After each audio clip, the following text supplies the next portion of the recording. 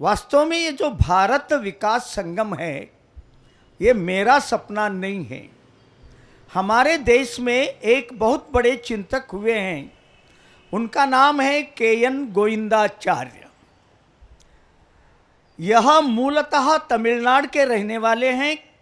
बचपन से राष्ट्रीय स्वयंसेवक संघ के स्वयंसेवक रहे हैं।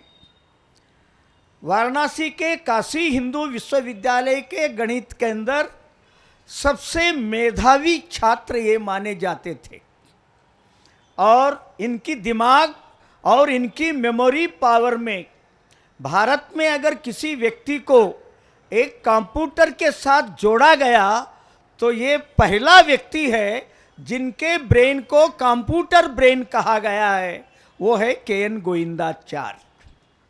तो ये क्या है गोविंदाचार्य जी का विचार, जो भारत विकास संगम क्या है, इसके बारे में अगर मैं कहूँ संक्षिप्त में, तो यह जो प्रकृति है जिसे हम जन्म देने वाले माँ से लेकर उसके बाद गाय को भी माँ कहते हैं, हम धरती को भी माँ कहते हैं, पेड़ पौधे को भी माँ कहते हैं, फिर यह जो देश है इसको भी भारत माँ कहते हैं, फिर ये जो जीव जगत है इसको भी हम जगन माता कहते हैं, उसके बाद जो ये ब्रह्मांड है इसे भी एक शक्ति के नाते ही हम देखते हैं।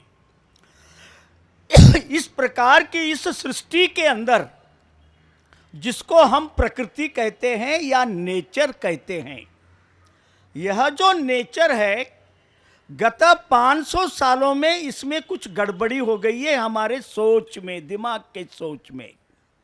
यूरोप और अमेरिका के कल्चर का आक्रमण हमारे देश के ऊपर होने के बाद उन लोगों ने सोचा कि यह दुनिया हमारे लिए है, मस्त खाओ, मस्त कमाओ, मस्त खुशी में रहो, यही जिंदगी है, ऐसा वो मान के चले। और धीरे धीरे हम भी उसके शिकार होते गए हैं और अनुकरण करते करते हम भी ये समझ बैठे हैं कि सारी दुनिया हमारे लिए है। परंतु बंधुगण, यह विश्व, यह ब्रह्मांड, यह देश, ये केवल मनुष्य मात्र के लिए नहीं है। अगर कहीं हमारे दिमाग में ऐसा नशा है तो उसे कृपा करके निकाल दे। जो संत महंतों ने कहा है अपने दिव्य दृष्टि की सृष्टि के अध्ययन करने के बाद, जो 84 लाख जीव योनियां जो है इन सब के लिए ये सृष्टि है।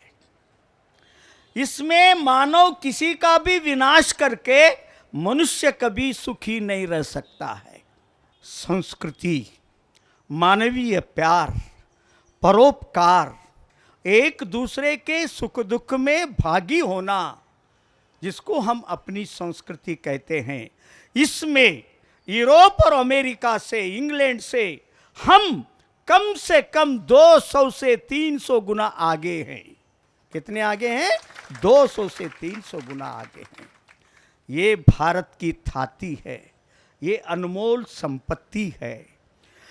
तो अगर हम सच्चे कल्चर आदमी बनना चाहते हैं, सच्चे सुसंस्कृत आदमी बनना चाहते हैं, तो हम सृष्टि के साथ प्यार से जिए, प्यार से जिए, प्यार से जिए। जो सृष्टि के साथ प्यार से जिएगा वो ऑटोमेटिक कल्चर आदमी बनेगा। जो सृष्टि के ऊपर अत्याचार करेगा अपने सुख के लिए, एक दिन उसका जीवन अंधकारमय होगा। आज उसी अंधकार के अंदर अमेरिका फंस कर तड़प रहा है, तड़प रहा है।